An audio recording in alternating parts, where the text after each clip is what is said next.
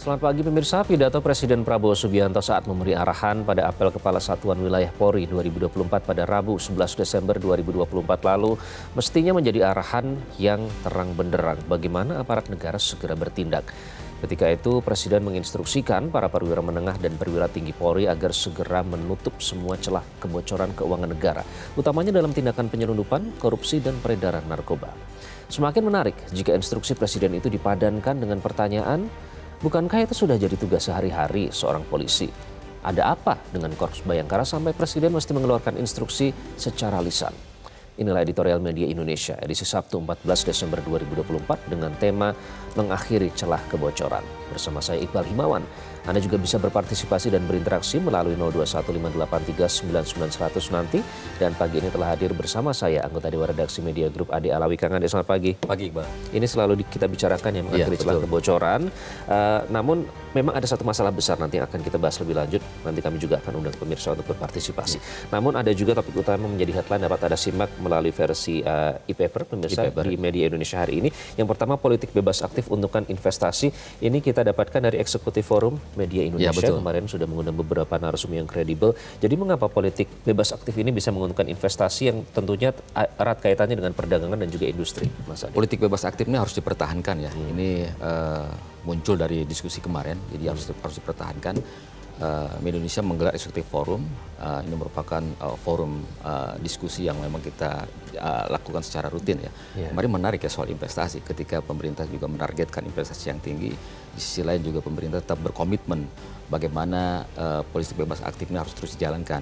Kita tidak memihak kepada Amerika, kita tidak memihak kepada blok Uni Soviet, Rusia, kita juga tidak memihak kepada blok China. Ini saya kira sangat penting ya. Kemudian di sisi lain juga Indonesia juga turut aktif ya. Bagaimana menjaga ketertiban dunia. Nah ini saya kira modal penting ya. Modal penting sikap Indonesia ini sehingga Indonesia ini bisa diterima di mana saja. Tinggal bagaimana secara domestik pemerintah melakukan deregulasi, melakukan pemangkasan terhadap biaya ekonomi tinggi. Nah, biaya ekonomi tinggi dalam hal investasi masih menjadi momok yang saya kira harus betul-betul dihilangkan seperti itu. Karena justru hambatannya di dalam negeri ya. Hambatannya soal banyak perizinan, di dalam negeri. kemudian juga ada aturan hukum itu yang sering dikeluarkan. Karena kalau kita lihat dari beberapa aktivitas Indonesia di forum-forum ekonomi dunia seperti di BRICS, kemudian di OECD dan sebagainya, Indonesia sangat-sangat aktif seperti itu. Jadi tinggal bagaimana di dalam negeri ini harus diperangi seperti pungli dan sebagainya. Ini menjadi perhatian kita semua tentu saja.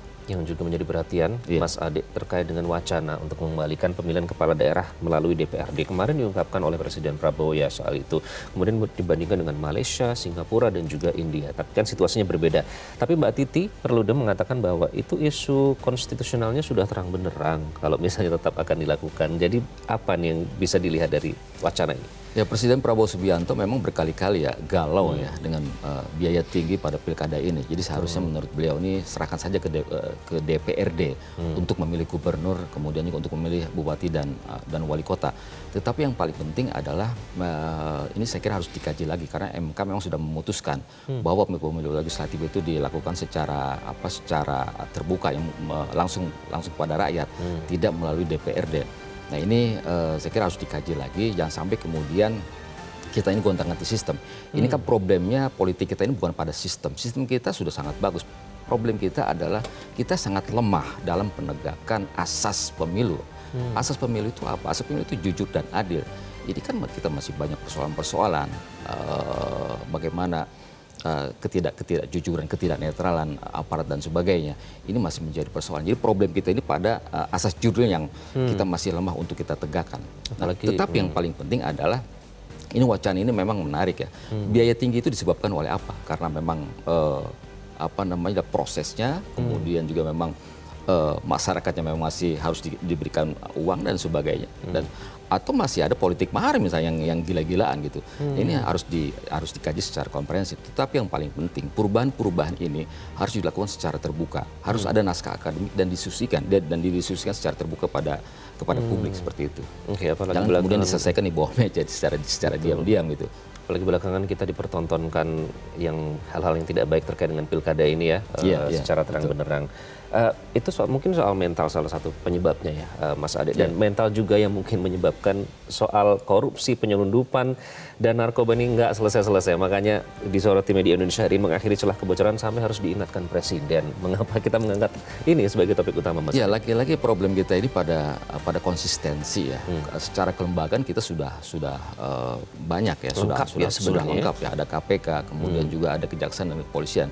Nah, kepolisian saya kira juga memang harus diapresiasi ya, ikhtiarnya untuk secara optimal memberantas korupsi. Terlebih kalau kita lihat dari KPK semakin melemah ya setelah direvisi undang-undangnya. Nah, kehadiran dari Kortas Tipikor Polri ini harus diapresiasi, dan Kortas Tipikor ini langsung di bawah Kapolri. Nah, tetapi yang paling penting adalah jangan sampai aparat penegak hukum, lembaga penegak hukum ini, kepolisian, kemudian kejaksaan dan KPK ini jangan saling balap, jangan saling menyalip. Nah, peran KPK di sini kalau kita lihat di undang-undang KPK, perannya ini kan sebagai koordinator penegakan hukum, koordinator penyelidikan, kemudian penyidikan. Jadi jangan sampai kemudian saling bersaing, gitu kan, saling nikung dan sebagainya. Ini penting menurut saya, jangan sampai kemudian tiga lembaga ini saling berlomba ya, kemudian juga saling mengambil coupling saja dan sebagainya. Ini penting. Sehingga kemudian harus ada sinergis ya, saling mengisi, saling melengkapi seperti itu. Bukan justru malah dengan ego sektoral masing-masing ya, tapi harus mereka saling bersinergi. Ya, jangan dengan ego sektoral. Nah, di luar itu, di luar penegakan hukum yang paling penting adalah aspek pencegahan. Kita sangat mengapresiasi poin pertama yang disampaikan di dalam peraturan Presiden nomor 122 tahun 2024 ya, yang ditekan oleh Pak Jokowi pada Oktober lalu. Ini mengedepankan aspek pencegahan. Nah, pencegahan ini kan harus dibuatkan juga sebuah sistem. Jangan sampai kemudian penegak hukum ini bekerja di ujung, bekerja di akhir. Tetapi sejak awal sistem itu harus betul-betul disiapkan. Bagaimana tidak bocor, bagaimana dana desa tidak bocor dan sebagainya. Nah, ini soal kebocoran ini memang harus menjadi perhatian kita semua ya. Pak Prabowo ketika kontestasi 2019 beliau mengatakan bahwa kebocoran uang negara ini sampai 1.000 triliun. Kemudian KPK juga, salah satu pimpinan KPK mengatakan kebocoran uang negara ini luar biasa. Angkanya sekitar 2.000 triliun. Ini mengerikan menurut saya. Mengerikan dan memang harus diakhiri ya. Cuman ini pertanyaan besar, kenapa sampai sekarang sudah dengan berbagai macam lembaga itu tetap terjadi. Nanti kita akan bahas lebih lanjut. Nanti kami juga undang Anda pemirsa untuk memberikan opini Anda melalui sambungan telepon. Inilah editorial media Indonesia hari ini mengakhiri celah kebocoran.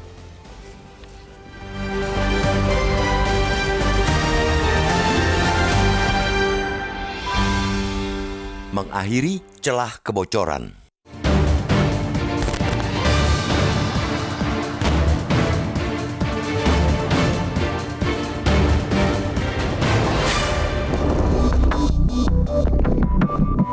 Pidato Presiden Prabowo Subianto saat memberi arahan pada Apel Kepala Satuan Wilayah atau Kasatwil 2024 Polri pada Rabu 11 Desember lalu mestinya menjadi arahan yang benderang bagaimana aparat negara segera bertindak. Ketika itu, Presiden menginstruksikan para perwira menengah dan perwira tinggi Polri agar segera menutup semua celah kebocoran keuangan negara, utamanya dalam tindakan penyelundupan, korupsi, dan peredaran narkoba. Semakin menarik jika instruksi Presiden itu dipadankan dengan pertanyaan, bukankah itu sudah jadi tugas sehari-hari seorang polisi? Ada apa dengan Korps Bayangkara sampai Presiden mesti mengeluarkan instruksi secara lisan? Pemberantasan aksi penyelundupan, korupsi, dan narkoba tentu menjadi pelajaran dasar saat para pamen dan pati menjalani pendidikan polisi. Mulai dari pelajaran tentang KUHP sebagai dasar hukumnya hingga teknik pemberantasannya. Pelajaran itu tentu diulang-ulang diajarkan kepada para calon anggota polisi sejak Polri berdiri 1 Juli 1946 silam. Tak ada yang baru dari semua aksi pidana itu, hanya pelakunya yang tiap saat terus bermunculan wajah baru. Ambil contoh pemberantasan korupsi. Presiden pertama Soekarno sampai membentuk Badan Pengawasan Kegiatan Aparatur Negara atau Bapekan pada 1959 silam untuk membantu tugas Polri. Badan itu dibentuk mengingat korupsi saat itu sudah menggila di usia Republik yang masih belia. Namun nyatanya korupsi tetap subur dan terus bersemi sepanjang tahun. Begitu pula dengan masalah penyelundupan. Pada 1968 silam, saat menjabat Menteri Keuangan, kala itu Ali Wardana mendapati penyelundupan terjadi terang-terangan di depan mata aparat Bea Cukai. Denda damai menjadi solusi semua pihak agar sama-sama senang. Ali marah, bukan kepalang, dan berulang kali mengganti pejabat di badan itu. Nyatanya, penyelundupan tetap terus berlangsung. Sama halnya dengan narkoba. Saat pemberantasan secara khusus ditangani Badan Koordinasi Intelijen Nasional atau BAKIN pada 1971, narkoba tetap merajalela. Hingga sekarang, pemasok dan pengguna datang silih berganti. Persoalan korupsi, penyelundupan, dan narkoba yang ditekankan Presiden Prabowo baru-baru ini seakan membuka kembali kisah lama yang tak pernah usai. Para pelaku tindak pidana itu, bahkan korupsi dan narkoba, sudah digolongkan sebagai kejahatan luar biasa, seperti terus meregenerasi diri tak pernah ada habisnya. Hal itu tentu menggelitik hati publik. Sejauh apa kemampuan aparat penegak hukum kita menghadapi kejahatan dari zaman lampau itu? Pertanyaan ini tentu saja dengan mudah langsung dijawab. Ini soal mental. Ya, persoalan mental memang masih jadi masalah mendasari negeri ini. Berbagai aturan yang nyaris sempurna dibuat tak ada artinya jika aparat pelaksananya bermental kong kali kong. Begitu pula dengan berbagai badan pemberantasan yang terus dibentuk pemerintah. Juga tak ada artinya jika semua masalah itu terus terjadi hingga sekarang dan mungkin masih berlanjut ke masa yang akan datang. Terakhir, Presiden Jokowi menerbitkan Perpres nomor 122/2024 untuk mendirikan Korps Pemberantasan Tindak Pidana Korupsi atau Kortas Tipikor Polri. Entah apa bedanya dengan Direktorat Tindak Pidana Khusus Polri yang juga menangani kasus korupsi atau juga Komisi Pemberantasan Korupsi yang pasti mereka sama-sama menangani masalah korupsi. Kita tentu mesti optimistis akan kehadiran semua lembaga negara itu. Jika belum bisa menghilangkan, minimal bisa menekan jumlah tindak pidana itu. Lalu, bagaimana jika menekan juga tetap tak bisa? Rasa optimisme masyarakat ini yang mesti terus dijaga pemerintah. Tapi rakyat tentu mesti merasakan sudah sejauh mana aksi berbagai institusi dirasakan nyata oleh mereka. Jika rakyat selalu disuguhi drama ketimbang aksi nyata, wajar jika ada yang frustasi dan kehilangan kepercayaan pada janji-janji. Karena itu, perlu contoh dan praktik terbaik untuk memupuk optimisme. Salah satunya komitmen keteladanan. Lantai yang kotor hanya dapat dibersihkan oleh sapu yang bersih, bukan sapu kotor. Pidato kepala negara ialah perintah penting dan clear agar kebocoran yang menjadi kisah klasik segala rezim bisa diakhiri saat ini.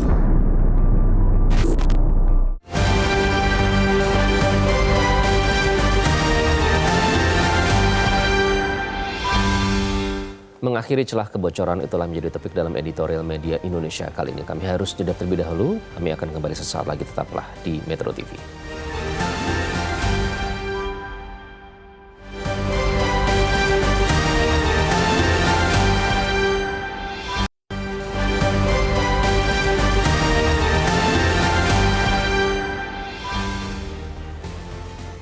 Anda kembali di editorial media Indonesia. Pemirsa, mengakhiri celah kebocoran itulah topik kita pada pagi hari ini. Mas Ade, ternyata itu kan sebenarnya sudah ada beberapa lembaga dan bahkan kalau kita flashback secara historis tahun 1959 ada Bappekan, 1968 ada penggantian pejabat dan juga termasuk BAKIN, pembentukan Badan Koordinasi Intelijen Nasional sejak 1971. Nah, artinya ini semua kinerjanya tidak efektif karena satu masalah besar, dan itu apa, Mas Ade? Ya, pertama kalau kita lihat akar masalahnya, pembentukan lembaga-lembaga ad hoc ya, sejak zaman Orde Baru sampai sekarang. Itu kan menunjukkan bahwa lembaga-lembaga yang existing seperti Polri, kemudian juga Kejaksaan Agung, ini tidak optimal untuk memberantas korupsi, tidak optimal untuk mencegah kebocoran uang negara. Kita ada BPKP, ada IRWA, ada Irjen di tingkat kementerian dan sebagainya, ada beberapa lembaga-lembaga pengawas. Ini semua tidak berperan seperti itu, sehingga kemudian muncullah lembaga-lembaga ad hoc seperti KPK. Dan sedihnya lagi KPK belakangan juga dilemahkan dengan undang-undang KPK. Undang-undang KPK direvisi pada era Pak Jokowi yang kedua ya. Kemudian selain itu pula dilemahkan juga secara personilnya. Beberapa pimpinan KPK yang terpilih itu orang-orang yang bermasalah, orang-orang yang pernah melanggar etik, tapi kemudian diloloskan oleh pansel. Sehingga kemudian ketika menjabat sebagai pimpinan KPK, ya perjalanan KPK ya terseok-seok. Kemudian juga kesan masih ada tembang pilih dalam pemberantasan korupsi di Indonesia juga, ini problem yang saya kira sangat serius sekali. Kita sebagai negara hukum merestat prinsip equality before the law ini tidak berjalan dengan optimal. Nah, oleh karena itu menurut saya Presiden Prabowo Subianto ketika kemarin menegaskan bahwa memerintahkan kepada Polri untuk mencegah kebocoran, memang seharusnya presiden itu selalu mengumandangkan ini, selalu menginstruksikan, selalu mengingatkan kepada aparatur di bawahnya untuk betul-betul bekerja. Bagaimana Indonesia ini menjadi negara maju, bagaimana Indonesia ini tidak keropos karena korupsi. Ini kan problem kita ini kan sekarang kita tidak konsisten seperti itu. Masih ada bagaimana pagar makan tanaman dan sebagainya seperti itu. Ini problem ini harus betul-betul Pak Prabowo harus menjadi panglima pemberantasan korupsi. Oke, apalagi sekarang banyak konflik internal yang terjadi yang seolah-olah tidak selesai, lebih banyak drama dibandingkan aksi nyata. Itu yang membuat trust issue kepada lembaga-lembaga ini ya Mas Adi ya. Kita akan coba tanya penelpon yang sudah bergabung dengan editorial media Indonesia, ada Pak John Veto. Selamat pagi Pak John. Selamat pagi. Ya, Mas Iqbal, selamat pagi, Mas Ade, salam sehat selalu. Ya. Salam sehat, silakan Pak. Bagaimana menyoroti soal kebocoran data ini Pak? Kebocoran anggaran maksud kami dan uang negara. Mohon maaf, kebocoran uang negara. Kebocoran ya gini. Jadi ada acara kemarin hari apa kalau tidak salah di hari Rabu ya di Magelang, di Akpol ya. Di acaranya itu dikumpulkan sama presiden tuh Kasatwil, Kepala Satuan Wilayah, berarti semua Duta Jenderal, semua Polda, Polres dia. Jadi ini memang yang dihadapi oleh negara kita ini memang bertambah rumit permasalahan. Contoh ya, narkoba, itu korupsi, tambah lagi nih sekarang nih judi online. Tambah dan lagi kepolisian ini sebenarnya sinyal keras dari presiden. Kenapa saya bilang sinyal keras? Karena polisi ini kan udah ada 3 fungsi. Ada pengayoman situ, pelindung, penegakan hukum. Jadi ini ditegaskan lagi oleh presiden. Artinya presiden ini ada yang kurang di ini, ada yang tidak matching gitu. Karena contoh aja lah narkoba lah ya. Narkoba ini kalau saya pelecehan narik korban banyak. Tidak terurai. Padahal kalau kita jujur di narkoba ini aja itu di Mabes Polri itu berapa? Ada bertabur di Bintang juga. Sampai ke Polda-Polda ada namanya Dir Narkoba. Sampai ke Polres namanya Sat Narkoba. Tambah lagi BNN. Ingat, kepala BNN setiap provinsi itu 1 bintang. Tapi narkoba tidak terurai-urai. Sekarang kita tidak aneh.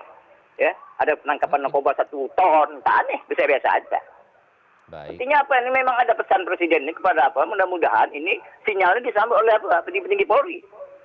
Tambah lagi ke korupsi, hari-hari kita disuguhi juga OTT ini itu. Jadi memang agak komplit. Artinya presiden kita ini betul-betul berbenah.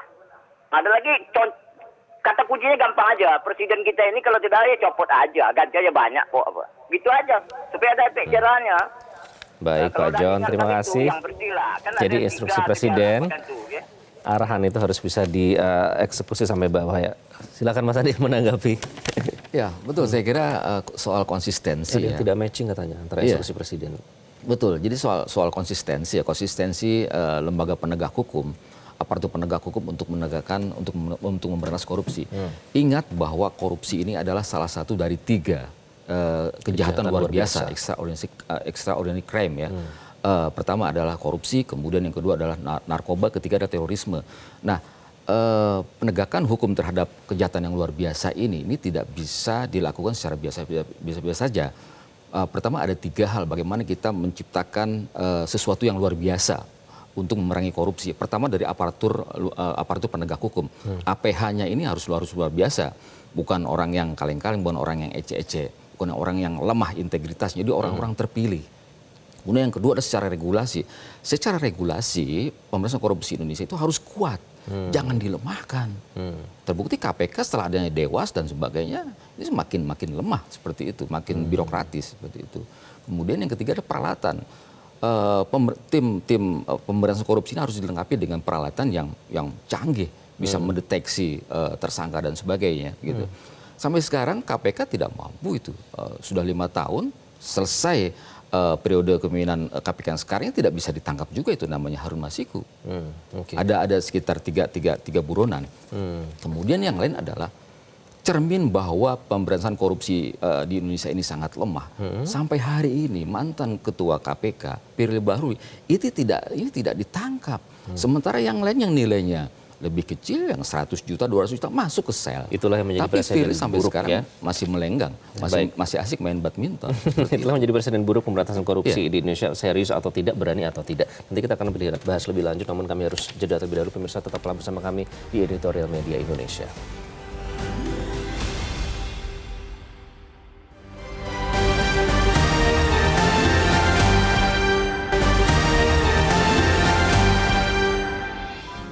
Media Indonesia mengajak Anda untuk mengakses fitur premium e-paper. Dengan sajian konten berbasis intelektual dan meneguhkan kebangsaan, Media Indonesia tampil dengan lebih dinamis melalui e-paper Media Indonesia yang dapat Anda akses kapan saja, di mana saja. Caranya mudah, download aplikasi Media Indonesia di Android atau ketik link e-paper.mediaindonesia.com atau bisa scan QR Code pada layar kaca Anda. Klik tab e-paper di bagian samping layar tablet Anda. Daftarkan data diri, serta pilih paket berlangganan e-paper Media Indonesia sesuai dengan kebutuhan Anda. Nikmati juga bonus spesial tambahan 4 halaman rubrik fokus setiap hari. Semua bisa Anda dapatkan hanya di e-paper Media Indonesia. Untuk informasi lebih lanjut, hubungi customer service di nomor 0811 1201 2018 atau kunjungi media sosial @mediaindonesia. Media Indonesia, referensi bangsa. Ya, Mas Ade, jadi bagaimana mengakhiri kisah klasik yang terus berulang dari segala rezim ini soal kebocoran? Ya, kita harus optimis ya. Kebocoran ini bagian dari korupsi yang luar biasa ya. Ada 3 hal yang menurut saya harus dilakukan. Pertama ada pencegahan. Pencegahan itu harus efektif ya. Bagaimana sistem keuangan, akuntabilitasnya dan sebagainya. Akuntabilitas laporan keuangan ini tidak semata-mata mengejar administrasi. Ketika ada laporan, ada stempel, ada kwitansi, kemudian selesai seperti itu. Harus mesti diinvestigasi ketika ada biaya yang tidak logis. Kemudian yang kedua dari aspek penegakan hukum. Penegakan hukum tidak boleh tebang pilih. Betul-betul prinsip kesamaan di depan hukum, prinsip negara hukum itu harus betul-betul dijalankan. Nah, yang ketiga ini sangat penting, budaya hukum. Masyarakat juga harus memiliki sense of crisis ya. Masyarakat jangan menormalisasi pungli. Masyarakat kita ini kan terlalu baik.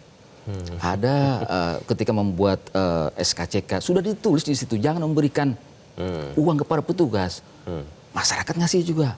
Pak, ini buat ngopi kasih 50.000, kasih 20.000. Melestarikan. Nah, ini kan masyarakat sendiri kan menormalisasi pelanggaran hukum, menormalisasi korupsi. Jadi semuanya dari sisi masyarakat harus ditumbuhkan sikap anti korupsi. Jangan membiasakan memberikan pungli dan sebagainya gitu, memberikan uang-uang tips kepada menumbuhkan sense of crisis itu tadi ya. Betul. Jadi semua juga harus dari bawah, dari grassroots. Betul. Juga. Poinnya adalah yang paling penting bagaimana sukses penegakan hukum ini memberantas korupsi. Ini harus dengan aparat yang bersih.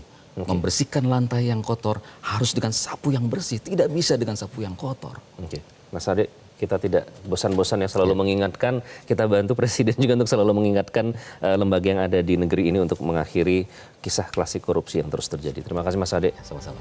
Salam anti korupsi. Salam anti korupsi. Dan pemirsa, rasa optimisme masyarakat ini yang mesti terus dijaga pemerintah, tapi rakyat tentu mesti merasakan sudah sejauh mana aksi berbagai institusi ini dirasakan nyata oleh mereka.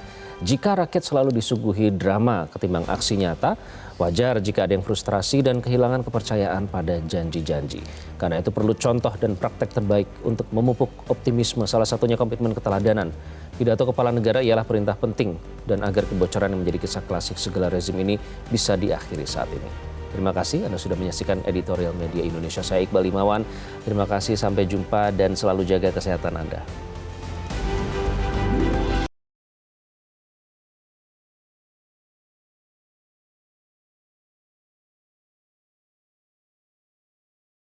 Jelajahi cara baru mendapatkan informasi. Download Metro TV Extend sekarang.